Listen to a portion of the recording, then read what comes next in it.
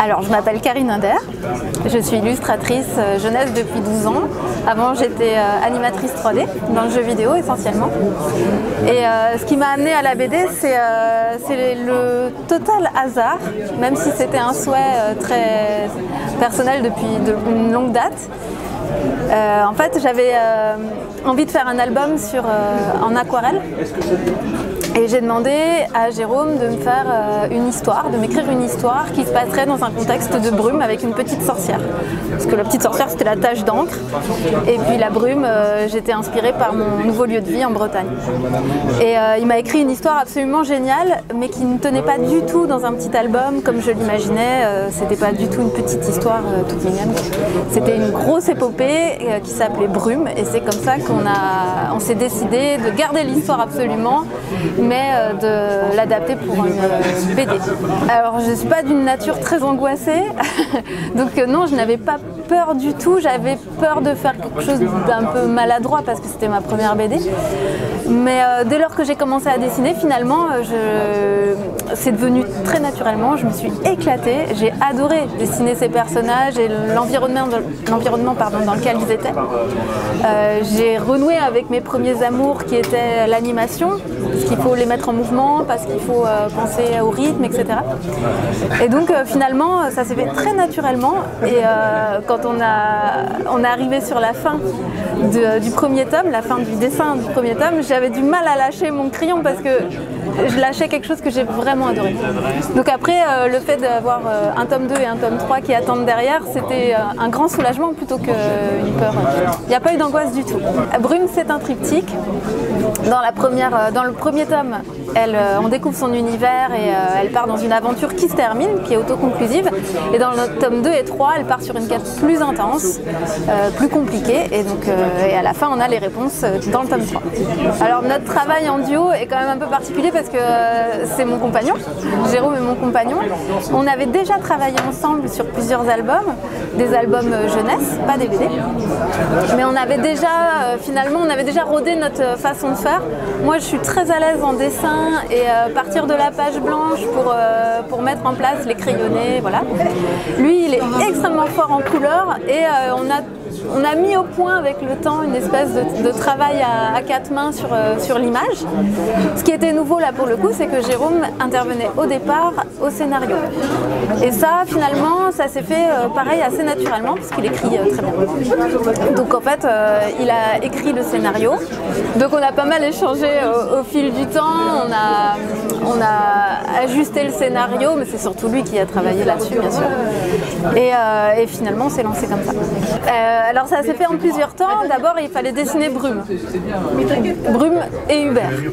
Ce duo-là, il allait être fondamental. Donc j'ai commencé à dessiner Brume et je le montrais à Jérôme qui me disait trop sage, pas assez ceci, tu vois. Donc on n'avait pas beaucoup échangé au départ comme ça. Donc je faisais un truc, il me disait, et puis voilà, je râlais, et puis on recommençait.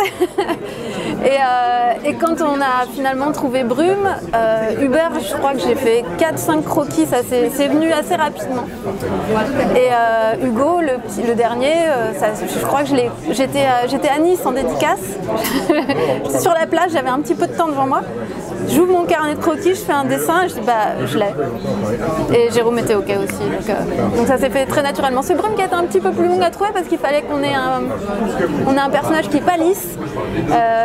Il faut qu'elle ait l'air espiègle en permanence avec son caractère un peu particulier. Et donc du coup il fallait que ça se voit. Et ça c'est pas toujours facile à trouver du premier coup. Alors à l'origine de ce projet, je voulais faire de l'aquarelle. Je voulais faire un petit album en aquarelle. Et je voulais m'inspirer de ce que je voyais depuis qu'on s'était installé en Bretagne, ces brumes matinales, automnales, qui sont à tomber par terre. Donc je voulais... Le projet d'origine était quand même très lié à l'endroit où on vivait. Donc quand on a décidé de faire une BD, qu'on a tout transformé tout ça, il me paraissait de toute façon évident que ça se passerait dans mon lieu de vie. En tout cas, ce serait très inspiré de mon lieu de vie. Ce village, c'est Rochefort-en-Terre, qui est dans le Morbihan, qui est un des plus beaux villages de France, qui a plein de labels, etc., qui est juste sublime en fait. Et qui nous a accueillis il y a 4 ans avec les bras ouverts. Et donc c'est une façon aussi de lui rendre rendre hommage à travers la BD. Alors on a créé une histoire de sorcières, de petites sorcières, inspirée très largement de toutes les légendes bretonnes qu'on peut connaître, dans un endroit qui est Rochefort-en-Terre, donc qui est dans le Morbihan, etc.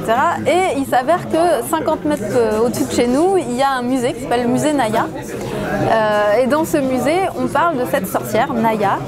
Il y a même des livres sur elle, qui était une des vraies sorcières dont on a pu avoir un vrai récit par quelqu'un qui s'est intéressé à elle, et de Charles Géniaud d'ailleurs. Et donc il y a des livres sur elle en fait, qui existent, avec des anecdotes assez croustillantes sur le personnage, libre à chacun d'imaginer si c'était une vraie ou une fausse sorcière. Toujours est-il que ces anecdotes sur Naya nous ont quand même énormément inspirés, et on s'est dit qu'il fallait l'articuler, notre récit, aussi avec elle. C'est pas aussi avec elle, elle fait complètement partie du récit, qu'on développe un petit peu plus dans le tome 2 et dans le tome 3 d'ailleurs. Il faut qu'on le fasse. Là on vient juste de terminer le tome 2 et on enchaîne d'ailleurs sur le 3, donc je sais pas exactement quand il sortira. J'aurais adoré qu'il sorte pour Noël prochain. Pour nos petits lecteurs ça aurait été super, mais je peux pas te dire. En fait on a eu les retours qui sont arrivés massivement, et juste c'est juste un rêve en fait qu'on est en train de vivre avec Brume. C'est génial. On a eu énormément de retours positifs, tant des petits lecteurs que des grands lecteurs.